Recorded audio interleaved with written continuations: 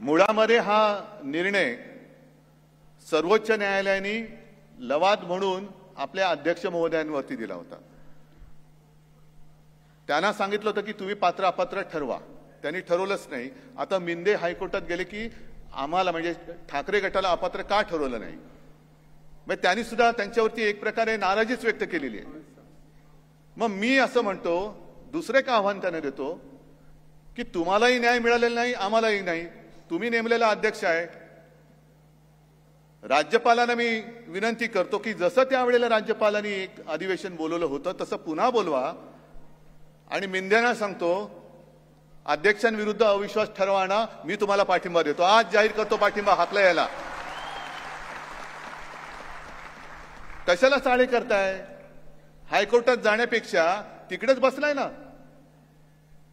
मग तुमचा व्हीप आम्हाला लागणार का? व्हीप नंतर बघू, आमचा व्हीप हा आमचाच व्हीप आहे आणि तो आमचाच अधिकार आहे। आणि व्हीपचा मराठीत अर्थ होतो चाबूक। चाबूक हा लाचाराच्या हाती शोभत नाही, चाबूक हा शिवसेना प्रमुखांच्या हाती आणि त्यांच्या शिवसैनिकांच्या हाती शोभतो। तुम्ही कसले शिवसेनेचे अध्यक्ष होणारे, काय लायकी आहे? दुर्दैवाने काय झालेलं, ती सुरेश भटांची कविता आहे ना, गर्दीत गारद्यांच्या सामील रामशास्त्री।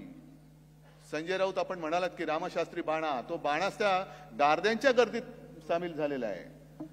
आता मेल्याविना मड्याला दुसरा उपाव नाही, म्हणजे उपायच नाही।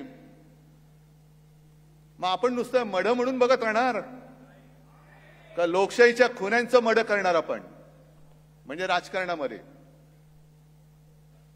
एकूणच जी काय थट्टा चाललेली आहे हे सगळं बघितलं ना तुम्ही। घटना नाही, घटना नाही, घटना नाही। मला तर वाटतं अनिल आणि आसिमजी, मी म्हणतोय ते बरोबर का चूक सांगा, आपण निवडणूक आयोगावरती केस करायला पाहिजे।